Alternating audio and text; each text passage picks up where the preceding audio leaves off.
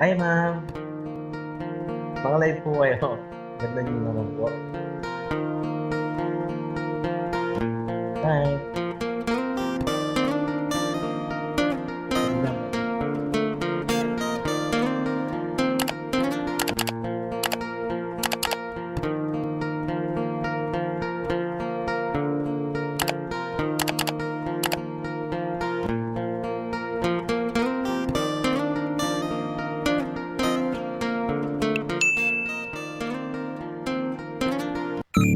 Hello, idol.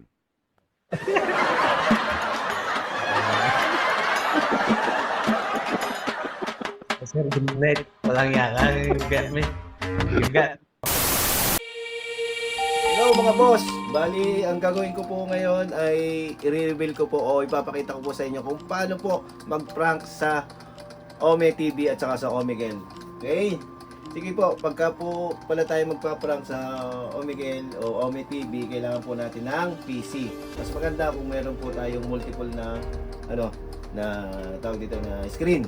Okay? Okay, simulan na po natin. Bali, ang una pong step na gagawin po natin ay kailangan po nating i-install o i-download po yung OBS Studio. Lapit ko lang po yung camera. Okay? Sige po. Okay, ito na mga boss. Yan, mga boss, ito na po 'yon. Bali, ang gagawin po natin una ay i-download po natin yung OBS Studio. Yan. Ilalagay ko rin po sa link o sa description kung saan po mata-download. Ito pong OBS Studio. Okay. Bali, ang akin pong ituturo ngayon ay yung pinaka-basic lang po muna. Pinaka-basic siguro sa mga susunod po na video, yung pong mga yung mas mahirap. Okay? Sige po. Ang gagawin po natin, da-download po natin. Pipindutin po natin 'yan, download and install. Yan. Tapos yan, mada-download po dito. Yan, nagda-download na po. Tapos kailangan po natin i-install yung OBS Studio. Mas maganda naka-update na po siya.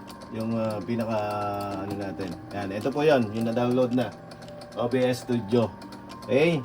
Hindi ko na po i-install kasi naka-install na po sa akin yung OBS Studio. Bubuksan ko na po. Yan.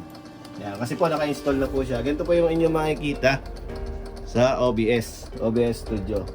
Okay? Ang una po natin gagawin, kailangan kung halimbawa magpa-prank po tayo yung pong halimbawa yung video screen, kumbaga yung gagamit lang tayo ng isang crop na video. Okay? Kailangan siyempre meron na tayong naka-crop na video o meron na tayong nakahanda na video. Okay? Tanggalin ko po muna ito kasi wala po talaga yan. Wala po talaga yan. Bali magpa-plus lang po tayo dito. Tapos hanapin po natin yung media source. Yan. Tapos okay lang po natin. Tapos browse. Yan. Tapos ito na po yung mga video ko kasi nagawa ko na po yung mga video na yan. Tapos halimbawa ang kailangan ko na ito yung aking girlfriend. Halimbawa ito po ang aking girlfriend ang aking gagamitin na video. Yan. Yan. Okay, tapos ito na po yung nagpe-play na po yung ating video. Siyempre bubuksan po natin yung tawag dito. Ome TV naman. Bubuksan po natin yung Ome TV. Pagpalitin lang po natin ang screen. Okay, dito po sa kabila para mas malaki po, mas makikita niyo ng maayos. Okay. Type ko lang po dito Ome TV. Ome TV. Okay. Tapos ito, lalabas yan.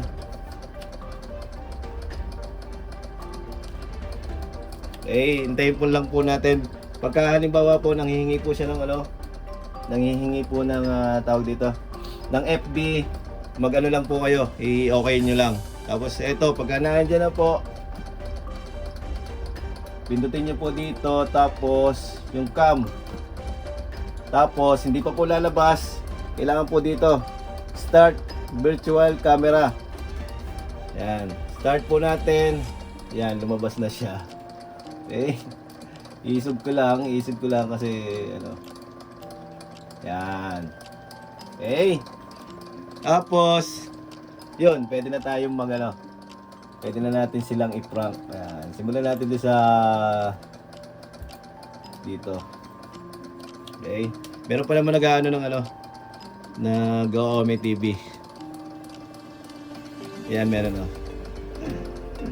Yun po yung nakikita niya. Kumbaga, ito rin po yung nakikita niya. Tapos ito po yung ginagamit natin sa video. Nako, baka naglololo ka pa ha.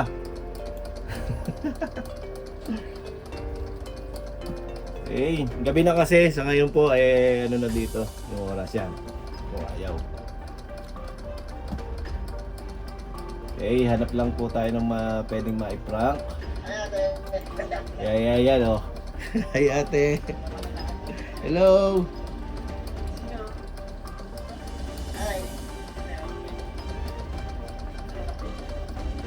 Okay. Yan po yan.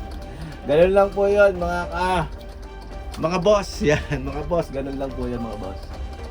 Okay, stop ko na.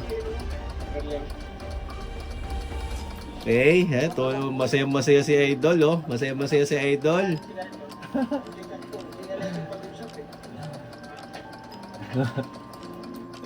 Yan, in-stop natin. Okay, mga boss, ganun lang po yun, mga boss. Bali sa susunod po na video, o sa susunod po, i-reveal ko po yung kung paano po yung mga, halimbawa, yung mag-transform ka o anong tawag dito, magte-teleport sa kabila. Hindi po tunay yun, bali edited lamang po yun. I-reveal ko rin po sa inyo kung paano ginagawa yun. Yung tuturo ko rin po sa inyo kung paano yung ginagawa. Abangan nyo po sa susunod na video. Sige po!